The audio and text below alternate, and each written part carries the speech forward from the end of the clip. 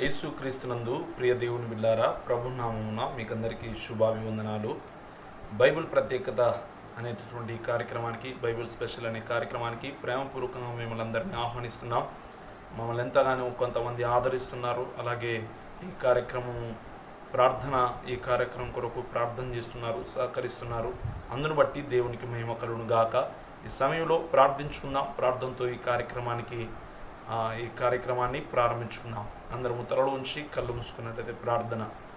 పరిశుద్ధుడైన మా దేవ, మా రక్షకుడా, మా విమోచకుడా, ప్రాణనాథుడా, నీతిశ్వరుడా, తేజమైన మీకు స్తోత్రాలు.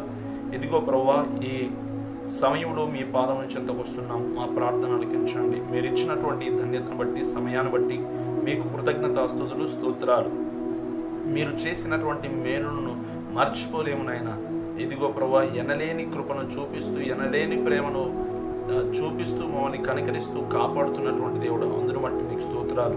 ఇదిగో ప్రభువా, ఈ సమయంలో వాక్యం ద్వారా నీవే మాతో మాట్లాడండి. చూస్తున్నటువంటి వారికి ఖచ్చితంగా ఇదిగో ప్రభువా మార్పును కలగచేయండి. ఎందరైతే ఆదరణ లేక వేదన చెందుతున్నారు వారిని ఆదరించమని, నీ మాటల ద్వారా ధైర్యపరిచి నడిపించమని ప్రార్థన చేస్తూ, ఆయన కష్టములలో ఉన్న వారిని మీరు ఆదుకునమని ప్రార్థన చేస్తున్నా. అయినదిగో ప్రభు, ఉన్నవాడవు, అనువాడవు, నిత్యము స్తుతింపబడుచున్న వాడవు గనుక మీకు కృతజ్ఞతాస్తుతులు, స్తోత్రాలు చెల్లిస్తున్నా. ఇదిగో ప్రభు, మా పాపములను, మా దోషములను క్షమించండి. మీ దృష్టికి అయోగ్యముగా మేముంటే మమ్మల్ని మన్నించి పరిశుద్ధపరిచి నీ సాక్షిగా మమ్మల్ని నిలబెట్టుకోమని ప్రార్థన చేస్తూ, యేసుక్రీస్తు నామమున ప్రార్థించి స్తుతించి అడిగిన మనవులన్నీ పొందినామని విశ్వసిస్తూ వేడుకుంటున్నాము తండ్రి, ఆమేన్. ఈ సమయాన్ని ఇచ్చిన దేవదేవునికి మహిమ, ఘనత, ప్రభావం కలుగును గాక. అందమో ప్రభు నాకసగెను, నా జీవితమే మారెను. నా ఇల్ల మందు యేసు వచ్చెన్, నా ఇల్ల మందు యేసు వచ్చెన్. నా జీవిత రాజాయనే, నా జీవిత రాజాయనే.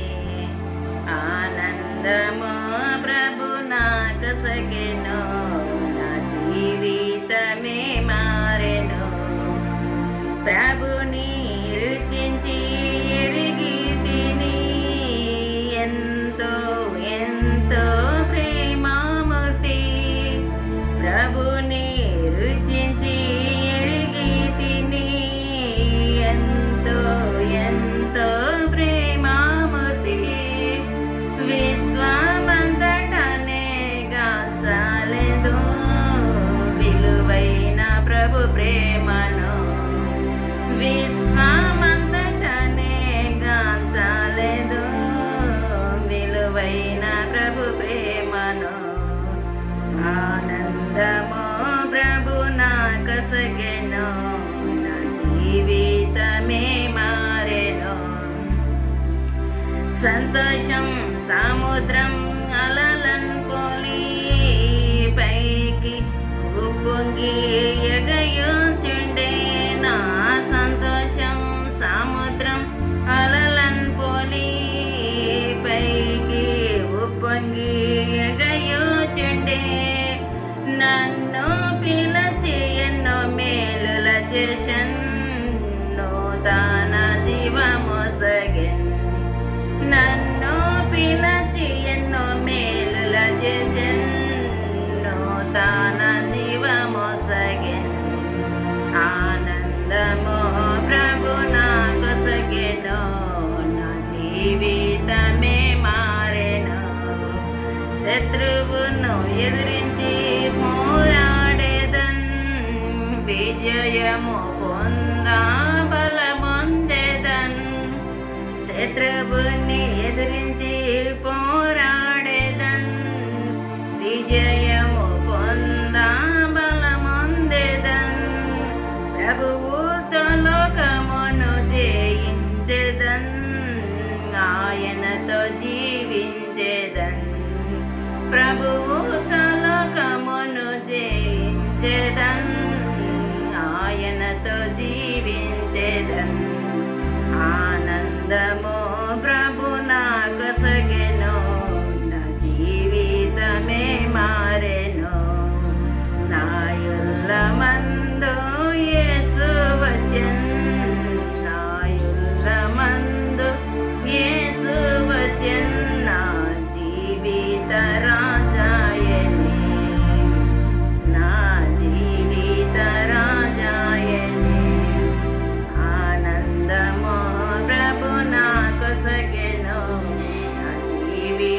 జీవితమే మారెను. దేవదేవునికి మహిమ ఘనత ప్రభావం కలుగును గాక. చేరువచ్చిన మీకందరికీ ప్రభునామమున శుభాభివందనాలు. ప్రభునందు ప్రియ దేవుని బిడ్డారా, దేవుని సంగమ, ఈరోజు మీతో చెప్పాలని ఆశపడుతున్నటువంటి అంశభాగము ఆచారమా ఆజ్ఞన. నిజంగా ఆచారమా ఆజ్ఞన. కొంతమంది కొన్ని క్రమాలను లేదా కొన్ని విషయాలను పాటిస్తున్నప్పుడు చాలామంది అంటున్నారు, ఇది ఆచారం అండి, ఆచారం చేయకూడదండి, లేదా ఇలాగూ ఉండకూడదండి, వాక్యములో ఉంది కదా. అలాగే వాక్యములో లేకపోయినా కొన్ని కల్పించుకొని కొంతమంది చెప్పేటటువంటి విషయాలు ఉన్నాయి. అయితే నిజంగా ఆచారమా లేదా ఆజ్ఞన, కొన్ని విషయాలను బట్టి నేను మీతో చెప్పి నేను ముగిస్తాను. ఏమిటి ఆచారమా ఆజ్ఞన అనేటటువంటి విషయాలు మనం ఆలోచిస్తే, మొట్టమొదటిగా చూడండి, నిర్గమాకాండము, పరిశుద్ధమైన బైబిల్ గ్రంథం నుండి నిర్గమాకాండము 12వ అధ్యాయం 14వ వచనము అలాగే 17వ వచనాన్ని మనం చదువుకుందాం. బైబిల్ అటువంటి వారు తెరిచి చూడండి. 14వ వచనం, కాబట్టి ఈ దినము మీకు జ్ఞాపకార్థమైనదగును, మీరు యెహోవాకు పండుగగా దానిని ఆచరింపవలెను, తరతరములకు నిత్యమైన కట్టడిగా దానిని ఆచరింపవలెను. అలాగే 17వ వచనం, పులియని రొట్టెల పండుగను మీరు ఆచరింపవలెను, ఈ దినమందే నేను మీ సమూహములను ఐగుప్తు దేశము నుండి వెలుపలకి రప్పించుదని గనుక మీరు మీ తరములన్నిటిలో ఈ దినమును ఆచరింపవలెను, ఇది మీకు నిత్యమైన కట్టడిగా ఉండును. దేవుడి పరిశుద్ధ వాక్యాన్ని మనందరి వినికిల్లో ఆశీర్వాదకరముగా చేయునుగాక. ఆమేన్. దేవునికి స్తోత్రం. సమయంలో చూడండి, ఆచారము అనేటటువంటి పదాన్ని మనం చూస్తున్నాం. ఇక్కడ దేవుడే చెప్తున్నటువంటి మాటలు ఏమిటో తెలుసా?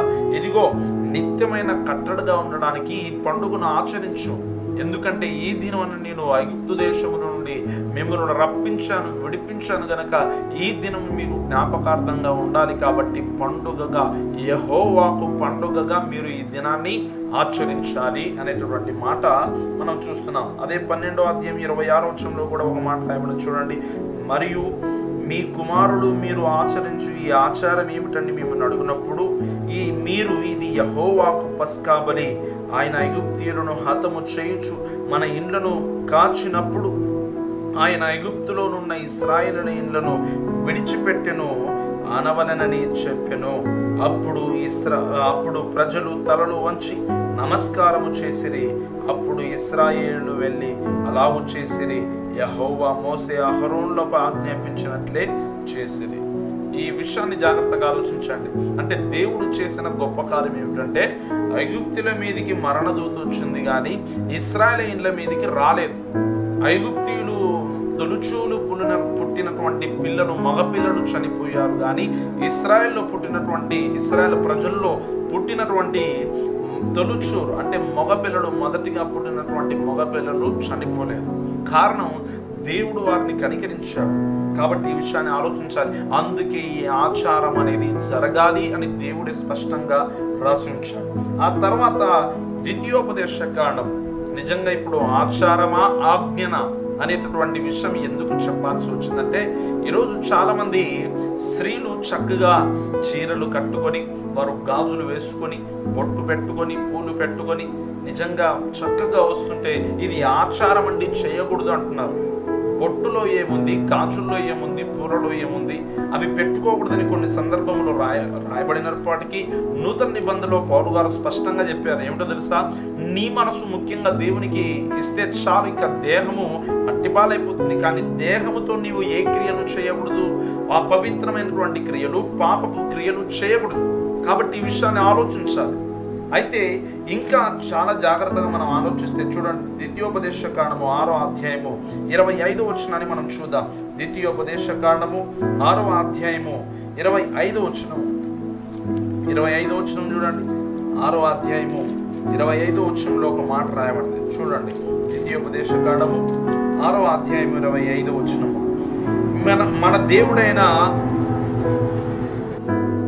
మన దేవుడైన యెహోవా మనకు ఆజ్ఞాపించినట్లు ఆయన సన్నిధిని ఈ సమస్తమైన ఆజ్ఞలను అనుసరించి మనము నడుచుకున్నప్పుడు మనకు నీతి కలుగును. మనము ఆయన ఆజ్ఞాపించిన మాటలన్నీ కూడా అనుసరించి నడుచుకున్నప్పుడు మనకి ఏం కలుగుతుందట? నీతి కలుగును అంటున్నాడు. 22వ అధ్యాయము ద్వితీయోపదేశకాండం 22వ అధ్యాయము 5వ వచనం చూడండి. ద్వితీయోపదేశకాండము 22వ అధ్యాయము 5వ వచనం చూద్దాం. 5వ వచనం, స్త్రీ పురుష వేషము వేసుకొనకూడదు, పురుషుడు స్త్రీ వేషము ధరింపకూడదు. అలాగు చేయు వారందరూ నీ దేవుడైన యెహోవాకు హేయులు. దేవుని ఆజ్ఞ ఏమిటో తెలుసా? ఇదిగో, స్త్రీలు పురుషుని వేషం వేసుకోకూడదు, పురుషులు స్త్రీ వేషం వేసుకోకూడదు అనేటటువంటి మాటను బట్టి ఇది ఆచారమా ఆజ్ఞనా? ఆచారము అనేటటువంటి మాటను చాలా మంది, అంటే స్త్రీలు తమ దేహాన్ని కప్పుకోవడానికి చీరను ఉపయోగించడం ద్వారా వారి దేహము కప్పుకోవడానికి ఉపయోగపడుతుంది. అలాగే దేవుడు మాట్లాడుతున్నటువంటి మాటలు ఏమిటో తెలుసా? నిజంగా స్త్రీలు పురుషుని వేషము వేసుకొనకూడదు అని, అలాగే పురుషులు కూడా స్త్రీ వేషము వేసుకోకూడదని. కానీ ఈరోజు చాలా మంది చీరలు చక్కగా కట్టుకొని వస్తుంటే ఇది ఆచారం అని చెప్తున్నారు. కానీ అదే స్త్రీలు కొంతమంది మందిరాలకు ఫ్యాషన్ డ్రెస్, అంగి పాయింట్లు, జీన్స్ పాయింట్లు, పెన్సిల్ కట్లు, అలాగే టైట్ ఫిట్టింగ్ పాయింట్లు, అలాగే టైట్ ఫిట్టింగ్ టీషర్ట్లు, డ్రెస్సులు వేసుకొని వస్తుంటే ఎవడు ఏమనడం లేదే. అర్థమవుతుందా? ప్రియ సహోదరి, ప్రియ సహోదరుడా, ప్రియ దేవుడి సంగమా, ఇది పాపము కాదా? ఇటువంటి వారు దేవునికి హేయులు అని రాడు. మరి ఈరోజు మనం ఎందుకు ఇటువంటి పరిస్థితిని మనము కలిగి ఉండాలి? ఆలోచించండి. చాలా మంది చక్కగా దేవుని మందిరంలో పాటలు పాడుతున్నారు, చక్కగా దేవుని స్తుతిస్తున్నారు, దేవుని ఆరాధించగలుగుతున్నారు. కానీ ఇండ్ల దగ్గరికి వెళ్ళిన తర్వాత, బయట సమాజంలో వెళ్ళేటప్పుడు కానీ, ఎక్కడైనా ఫంక్షన్కి వెళ్ళేటప్పుడు కానీ జీన్స్ ప్యాంటు, టీ షర్టు, అంగీలు. ఎవరు? అమ్మాయిలండి. ఇది మంచిదేనా? కాదు. నిజంగా పురుషుని వేషము స్త్రీ వేసుకోకూడదు, స్త్రీ వేషము పురుషుడు ధరించకూడదు. వారు అట్టి పనులు చేయువారు యెహోవాకు హేయులు అనేటటువంటి మాట రాయబడింది. మరి ఆచారం అంటున్నారు కానీ మరి ఇక్కడ రాయబడిందే ఏం రాయబడింది? స్త్రీ వేషము పురుషుడు వేసుకోకూడదు, పురుషుని వేషము స్త్రీ వేసుకో. అలాగే ఈరోజు చాలా మంది పురుషులు కూడా జుట్లు పెంచేస్తున్నారు. నిజంగా వాక్యంలో రాయబడింది ఏమిటో తెలుసా? పౌలు గారు చక్కగా రాశారు, ఖచ్చితంగా పురుషుడు తన నెత్తి లేదా తల మీద ఉన్నటువంటి వెంట్రుకలు కట్ చేసుకొని అవి పెరగకుండా చూసుకోవాలి. అలాగే స్త్రీలు తమ తల వెంట్రుకలను పెంచుకొని తల వెంట్రుకల మీద ముసుగు వేసుకోవాలి. ముసుగు, దేనితో ముసుగు వేసుకుంటావు? నిజంగా ఈరోజు చాలా మంది అంగి పాయింట్తో ముసుగు వేసుకుంటారా? స్త్రీలు కాదు కదా. ఈరోజు యవన బిడ్డలకు తల్లిదండ్రులు చెప్పడం లేదేమో కానీ వాక్యంలో రాయబడింది కదండి. ఒకసారి ఆలోచించాలి. ప్రియ సహోదరి, ప్రియ సహోదరుడా, ప్రియ దేవుడి సంగమా, నిజంగా నా జీవితాల్లో, మన జీవితాల్లో దేవుణ్ణి మోసం చేస్తున్నామేమో, వేషాలు వేస్తున్నామేమో ఆలోచన చేయాలి. అలాగే మనం ఆలోచన చేస్తే వస్త్రములు, ఎలాంటి వస్త్రములు ధరించాలి? ఇక్కడ వేషం ఒకటి ఆచారమా ఆజ్ఞ అనేటువంటి మాటను బట్టి మనం ఏం చూసాం? ఆచారం అనేది నిర్గమాకాండము 12వ అధ్యాయం 14వ వచనంలో దేవుడు ఆచారము జరిగించాలి లేదా ఆచారం ఆచరించాలి. దేన్ని ఆచరించాలి? పండుగను ఆచరించాలి. పస్కా పండుగను, లేదా యెహోవా ఈ దినమున మిమ్మలను ఐగుప్తు దేశం నుండి రక్షించినటువంటి ఇశ్రాయేలు ప్రజలను బట్టి, రక్షించినటువంటి దినాన్ని బట్టి మీరు పండుగగా ఆచరించాలి అని చెప్తూ, ఆ తర్వాత ఆజ్ఞ ఎక్కడ జరిగింది? ద్వితీయోపదేశకాండం 6వ అధ్యాయం 25వ వచనంలో చూసాం. ఇదిగో ఈ ఆజ్ఞలన్నీ కూడా మీరు ఏం చేయాలి? పాటించాలి.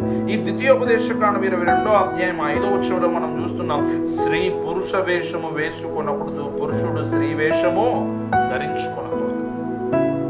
ఒకసారి ఆలోచించండి.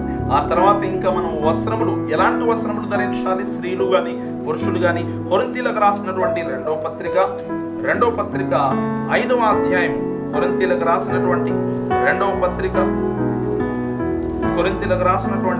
పత్రిక 5వ అధ్యాయము 2వ వచనం చూడండి. 5వ అధ్యాయం 2వ వచనం తీసిన వారు చూడండి.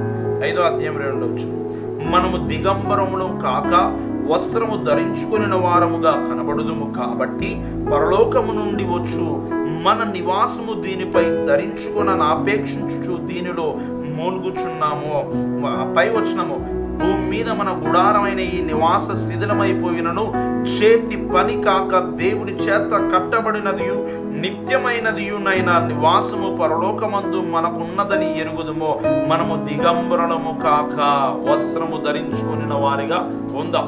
ఆత్మీయ సంబంధముల గురించినటువంటి మాటలు మాట్లాడుతున్నాడు కానీ అయితే నిజంగా మనం అర్థం చేసుకోవాలి. దిగంబరత్వము, ఆనాడు తండ్రి దిగంబరత్వాన్ని కొడుకు చూస్తుంటే ఆ కొడుకు శపించబడ్డాడు, ఆ కొడుకు ఆశీర్వదించబడలా. ఎందుకని?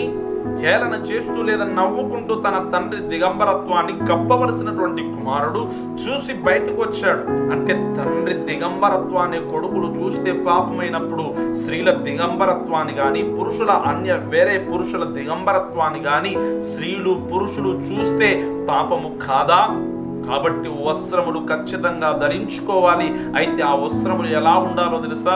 పురుషులు ధరించుకునేటటువంటి పురుషుల వేషము పురుషులు ధరించుకోవాలి, స్త్రీల వేషము లేదా స్త్రీల వస్త్రములు స్త్రీలు ధరించుకోవాలి, పురుషుల వస్త్రములు పురుషులు ధరించుకోవాలి. ఈరోజు అటువంటి స్థితి కనబడడం లేదు, దిగంబరములు కాక. కానీ ఈరోజు చాలా మంది యవనస్తులు చూడండి, యవనస్తులు వారి దేహములు కనబడేటట్లు అంగీలు వేసుకోవడం, టీషర్ట్లు వేసుకోవడం, పాయింట్లు దొడిగేయడం, లేదా కొన్ని కట్టు డ్రెస్సులు. అంటే ఎవరికి చూపించాలని? పక్కనోనికి ఎదుటివానికి చూపించాలనా? మందిరానికి వెళ్తున్నాను, నన్ను అందరూ చూడాలి, నాకెళ్ళే చూడాలనుకుంటున్నారా? దయచేసి జాగ్రత్త. దేవునికి హేయులు అటువంటి వారు. అందుకే దిగంబరత్వము కనబడకుండా ఏం చేసుకోవాలి? తమ దేహములను కప్పుకోవాలి. అందుకే పౌలు ఇంకొక మాట రాశాడు చూడండి, తిమోతికి రాసినటువంటి మొదటి పత్రిక 2వ అధ్యాయము. తిమోతికి రాసినటువంటి మొదటి పత్రిక 2వ అధ్యాయము 9వ వచనాన్ని మనం చూద్దాం. 2వ అధ్యాయం 9వ వచనం. మరియు స్త్రీలును అనుకువయు స్వస్థ బుద్ధి గలవారై ఉండి తగు మాత్రపు వస్త్రముల చేతనే గాని జడలతోనైనను బంగారముతోనైనను ముత్యములతోనైనను మిగుల వెలగల వస్త్రములతోనైనను అలంకరించుకొనక దైవ భక్తి గలవారమని చెప్పుకొను స్త్రీలకు తగినట్లుగా సత్క్రియల చేత తమ్మును తాము ఏం చేసుకోవాలంట? అలంకరించుకోవాలి. ఏం చేసుకోవాలి? అలంకరించుకోవాలి. ఇంకా మనం చూస్తే ఇదే తిమోతికి రాసినటువంటి మొదటి పత్రిక 5వ అధ్యాయము ఒక మాట రాయబడి చూడండి. 5వ అధ్యాయము 12వ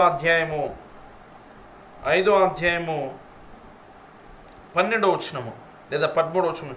కాబట్టి యవన స్త్రీలు వివాహము చేసుకొని పిల్లలను కని గృహ పరిపాలన జరిగించుచు నిందించుటకు విరోధికి అవకాశం ఇవ్వకుండవలనని కోరుచున్నాను. దేవునికి స్తోత్రం. ఈరోజు చాలామంది వివాహం వద్దండి, ఇప్పుడే వద్దు, అంత వయసు అంతా అయిపోయిన తర్వాత అప్పుడు పిల్లల్ని నేను గనను దత్తకి తీసుకుందాం. కొంతమంది పిచ్చి వేషాలు వేస్తున్నారు. వీళ్ళు క్రైస్తవులట. ఎవరేళ్ళు? క్రైస్తవులు. దయచేసి దేవుని మాటలు స్పష్టంగా రాయబడ్డాయి, లేదా దేవుని చేత ప్రేరేపింపబడిన వారి ప్రత్యక్షత పొందుకొని రాసినటువంటి మాటలు. బైబిల్ గ్రంథం అంతా రెండు విధాలుగా రాయబడింది. 1 ప్రేరేపణ ద్వారా, 2 ప్రత్యక్షత ద్వారా. మరి ఈరోజు ఈ మాటలు వింటున్నటువంటి ప్రియ సహోదరి, ప్రియ సహోదరుడా, నిజంగా మనము దేవునికి మహిమకరంగా ఉన్నామా? మనము ఆచారం అనుకుంటున్నాము కానీ ఆజ్ఞ అని గ్రహించడంలా. ఏది ఆచారము? వస్త్రములను సరిగ్గా ధరించుకోవడము ఆచారము కాదు, ఆజ్ఞే. ఎవరి ఆజ్ఞ? దేవుని ఆజ్ఞ. అలాగే మన దేహం ఇంకా ఎలాగుంటే దేవునికి ఇష్టము? దేహముతో మనం ఎటువంటి పాపములు చేసినా దేవునికి ఇష్టంగా ఉంటుందా? ఆలోచించండి. చూడండి, కొరింథీయులకు రాసినటువంటి మొదటి పత్రిక 6వ అధ్యాయం 19వ వచనము, 19-20 వచనాలు. మీ దేహము దేవుని వల్ల మీకు అనుగ్రహింపబడి మీలోనున్న పరిశుద్ధాత్మకు ఆలయమై ఉన్నదని మీరు ఎరగరా? మీరు మీ సొత్తు కారు, విలువ పెట్టి కొనబడిన వారు గనుక మీ దేహముతో దేవుణ్ణి మహిమపరచుడి. దేవునికి స్తోత్రం. మన దేహము ఎవరి సొత్తు అంట? దేవుని సొత్తు. కాబట్టి మనం ఏం చేయాలంట? ఆ సొత్తు అయినటువంటి దేహముతో దేవుణ్ణి కనపరచాలి. నీ దేహము దేవుని మహిమపరుస్తుందా, లేదా పక్కనోని మహిమపరుస్తుందా, లేదా పక్కనమ్మాయిని మహిమపరుస్తుందా? ఒకడు చూడండి, డ్రాయర్ కనబడాలని పాయింట్ కిందికి ఇక్కుంటాడో తెలియదు, ఆ పాయింట్ అలాగొచ్చింటుందో తెలియదు. విచిత్రంగా అండి, చర్చిలలో, కొన్ని సభలలో, కొన్ని మీటింగ్స్లో కొన్ని ప్రాంతాల్లో ఇలాంటి కార్యక్రమాలు జరుగుతున్నాయి. దయచేసి అది మంచిదా? కాదండి. అంటే అమ్మాయిలకు వారి డ్రాయర్ కనబడితే బాగుంటుందా? చూడండి ఎంత విచిత్రంగా ప్రవర్తిస్తున్నారు. కాబట్టి మనం అలా ఉండడానికి వీలు లేదు. ప్రియ సహోదరి, ప్రియ సహోదరుడా, ప్రియ దేవుని సంగమా, నిజంగా మనమందరము కూడా మన దేహములతో దేవుణ్ణి మహిమపరచాలి. అలాగే చినిగిపోయిన ప్యాంటు, ఆడ చినిగిపోయి ఉంటుంది, ఈడ చినిగిపోయి ఉంటుంది, అయినా వాళ్ళు వేసుకుంటాడు. ఏమంటే ఫ్యాషన్. ఎక్కడైనా యాక్సిడెంట్ అయ్యి బొక్క బొర్ల పడి వచ్చింటే చినిగిపోయి ఉంటుంది చూడండి. ఎంతమంది అప్పుడు అట్లా జరుగుతుండేదనమాట. కానీ అటువంటి డ్రెస్సులను వేసుకొని ఫ్యాషన్ అంటున్నారు. ఏది ఫ్యాషను? ఏది ఫ్యాషన్ అట. మంచిదేనా? దేహం ఇచ్చిన దేవుణ్ణి మరచి నీ దేహము కొరకు విర్రవీగితే ఆ దేహమును బట్టి నిత్య శిక్షను పొందుకోవలసినటువంటి స్థితి వస్తుంది సుమా.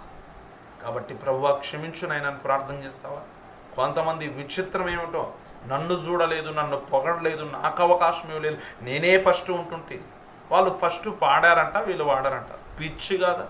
కొంతమంది వాళ్ళు ఫస్ట్ వారికే సంఘ కాపురు లేదా వారికే అవకాశాలు వస్తున్నాయి, మేము రాము, వారే మందిరంలో అన్నీ చేస్తున్నారు, మేము చేయాలి, వచ్చి చెయ్యి వారికంటే ముందుగా. అయినా వారు చేస్తే ఏమిటి, నీవు చేస్తే ఏమిటి? వారు చేసినప్పుడు నీవు వారిని బట్టి దేవునికి కృతజ్ఞతాస్తుతులు చెల్లించు. కానీ అటువంటి ఆలోచన లేదు కొంతమందికి. పిచ్చి పిచ్చి వేషాలు వేస్తున్నారన్నమాట. ఏ వేషాలు? పిచ్చి పిచ్చి వేషాలు. అంటే ఆత్మీయులకు తగినట్లుగా కాక అబద్ధ బోధకులకు తగినట్లుగా లేదా అబద్ధానికి తగినట్లుగా అపవాదికి తగినట్లుగా కొంతమంది క్రియలను కలిగి జీవిస్తున్నారు. కాబట్టి మనం అలా ఉండడానికి వీలు లేదు. అలాగే 20వ వచనంలో ఏం రాయబడింది? మీ దేహము విలువ పెట్టి కొనబడిన వారు మీరు గనుక మీ దేహముతో దేవుణ్ణి మహిమపరచుడి. మీ దేహముతో అమ్మాయిని మహిమపరచుడి, మీ దేహముతో అబ్బాయిని మహిమపరచుడి, మీ దేహము పక్కనోనికి మహిమపరిచేటట్లు చూడండి, లేదా పక్కనోడు చూసేటట్లుగా చేసుకోండి అని రాయబడిందా? లేదండి. మన దేహముతో దేవుణ్ణి ఏం చేయాలి? మహిమపరచాలి. ఆ తర్వాత 7వ అధ్యాయము, అది కొరింథీయులకు రాసినటువంటి మొదటి పత్రిక 7వ అధ్యాయం 4వ వచనం చూడండి. భర్తకే గాని భార్యకు గాని భార్యకు తన దేహం పైన అధికారము లేదు, అలాగున భార్యకే గాని భర్తకు తన దేహం పైన అధికారం లేదు. భార్య భర్తలకు కానీ ఏక శరీరం కాబట్టి అధికారం మాత్రము లేదు. ఏకత్వాన్ని కలిగి ఉండాలి అంతే. నాకు అధికారం ఉంది కాబట్టి నేను చంపేస్తా, నేను చీల్చేస్తా, లేదా కోసేస్తా, గొంతు కోస్తా, లేదా కత్తితో పొడుస్తా అంటే కుదరదు సుమా. అధికారం లేదు నీకు ఎవరిపైన? నీ భార్య దేహం పైన కానీ నీ భర్త దేహం పైన కానీ. కాబట్టి ప్రియ సహోదరి, ప్రియ సహోదరుడా, ప్రియ దేవుని సంగమా, ఆచారమా ఆజ్ఞన అనేటటువంటి అంశం ద్వారా నిజంగా మన వస్త్రధారణ ఎలా ఉండాలి, అలాగే మన దేహము ఎలా ఉండాలి, మన వేషధారణ ఎలా ఉండాలి అనేటటువంటి విషయాలు 3 విషయాలు. 1 వేషము, 2 వస్త్రములు, 3 దేహం ఎలా ఉండాలి అనేటటువంటి విషయాలు మనం నేర్చుకున్నాం. నిజంగా ఇంతవరకు ఒకవేళ ఇలాంటి స్థితిలో బ్రతికావేమో, లోకపు ఊచుల్లో పడి దేవునికి మహిమకు తేకుండగా, దేవునికి మహిమకరంగా జీవించకుండా నీకు ఇష్టానుసారంగా జీవించావేమో, ప్రభువా క్షమించు, కనికరించునైనా అని ప్రార్థన చేద్దాం, ప్రార్థించుకుందాం. దేవుడి వాక్యాన్ని మనందరి వెనుకల్లో ఆశీర్వాదకరముగా చేయుగాక. ఆమేన్. ప్రార్థించుకుందాం. పరిశుద్ధుడైన మా దేవ, మా రక్షకుడ మీకు స్తోత్రాలు. సకల ఆశీర్వాదములకు కారణముతులైన మా ప్రియ పరలోకపు తండ్రి, నీ శ్రేష్టమైన ఉన్నతమైన నామాన్ని బట్టి మీ స్తోత్రాలు. విత్తబడిన వాక్యాన్ని ఫలింపచేయండి, వాక్యానుసరమైన జీవితాన్ని దయచేయండి.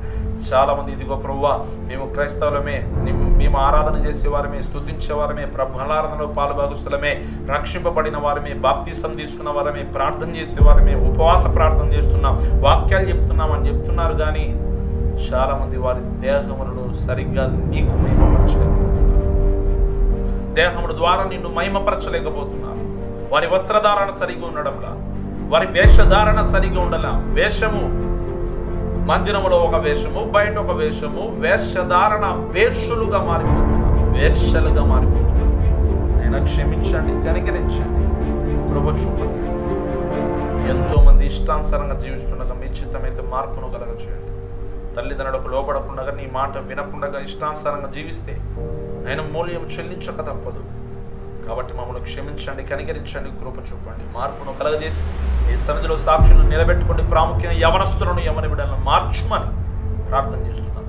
అలాగే కొంతమంది పెళ్ళైనప్పటికీ పరాయి స్త్రీ వ్యామోహములో, పరాయి పురుషుని వ్యామోహములో పడినటువంటి వారందరిని మీ చిత్తమైతే విడిపించండి నాయన, కనికరించండి. తమ భర్తలకు అన్యాయం చేయకుండా, తమ భార్యలకు అన్యాయం చేయకుండా ఇదిగో నీ వాక్యం సెలవుస్తుంది. ఇదిగో భార్య భర్తలు ఏకముగా కనుక వారు ఏకముగా ఉండాలి. అలా ఉండడానికి కృప చూపి నడిపించండి. ఎవరు అవసరతల్లో ఉన్నారో వారి అవసరతలు తీర్చండి. కష్టంలో ఉన్నటువంటి వారిని ఆదుకోండి. అలాగే ఇదిగో ప్రభువా ఈ కార్యక్రమం కొరకు ప్రార్థన చేస్తున్నాం. మీరే ఆర్థికంగా సహాయం చేయండి. ప్రతి ఒక్కరిని ప్రోత్సహించండి నాయన, ముందుకు రావడానికి సహాయం చేయండి ఆయన. ప్రతి ఒక్కరు కూడా ఈ కార్యక్రమం ద్వారా దీవించబడినట్లు మీ ఆత్మ కార్యములు జరిగించమని, అందరూ రోగములతో, బాధలతో, సమస్యలతో, ఇబ్బందులతో, దుఃఖముతో, వేదనతో, నష్టముతో, కష్టముతో విరిగి నలిగి చింతిస్తూ బాధపడుతున్నారో యేసుక్రీస్తు నామమును దర్శించి ఈ కృపను వర్ధిల్లింపు చేయమని ప్రార్థన చేస్తూ మమ్మల్ని మేము తగ్గించుకుని నామమును హెచ్చిస్తూ నజరేయుడగు యేసుక్రీస్తు శ్రేష్టమైన నామమున అడిగిన మనవులన్నీ పొందినామని విశ్వసిస్తూ వేడుకుంటున్నాము తండ్రి. ఆమేన్. తండ్రి, కుమార, పరిశుద్ధాత్మ త్రియేక దేవుని దీవెనలు చేరొచ్చిన వారికి, వారి కుటుంబాలకు, సంఘానికి, సకల పరిశుద్ధులకు, బయట ఉండి ఈ వాక్యాన్ని ఎందరైతే వింటున్నారో, అలాగే ఈ లైవ్ ద్వారా లేదా ఈ కార్యక్రమం ద్వారా యూట్యూబ్ ఛానల్ ద్వారా వాక్యాన్ని వింటున్నటువంటి వారందరినీ కూడా దీవించండి. ఎందరైతే మారాలని ఆశపడుతున్నారో వారికి, వారి కుటుంబాలకు, అలాగే విత్తబడినటువంటి వాక్యానుసారంగా జీవించడానికి నిర్ణయం తీసుకున్నటువంటి మీ బిడ్డలకు, చేరుచిన వారందరికీ, సంఘాలకు, సకల పరిశుద్ధులకు, సేవకులకు, వారి కుటుంబాలకు, మీ పాదదాసినటువంటి నాకు, నా కుటుంబానికి, ఈ కార్యక్రమం కొరకు ప్రార్థిస్తున్నటువంటి మీ బిడ్డలందరికీ మీ కాపుదల, మీ సహాయం, మీ కనికరం, మీ వాత్సల్యత, మీ క్షేమము, మీ కృపాక్షేమము ఎప్పుడు ఎల్లప్పుడూ సదాకాలం నడిపించుకుంటా. ఆమేన్. దేవునికి మహిమ కలుగుగాక. ఇంతవరకు ఓపికతో, సహనంతో వాక్యాన్ని వీక్షించినటువంటి మీకు ప్రభునామమున శుభాకాంక్షలు. ఈ కార్యక్రమం ద్వారా మీరు ఆశీర్వదించబడుతున్నట్లయితే ఖచ్చితంగా మాకు తెలియజేయండి, ప్రార్థిస్తాం, మేము కూడా సంతోషిస్తాం. అలాగే ఈ కార్యక్రమం కనీసం ఒక ఇద్దరికైనా షేర్ చేయండి. అలాగే ఖచ్చితంగా సబ్స్క్రైబ్ చేయండి. అలాగే ఈ కార్యక్రమం కొరకు ప్రార్థన చేసి సహకరించవలసిందిగా మనం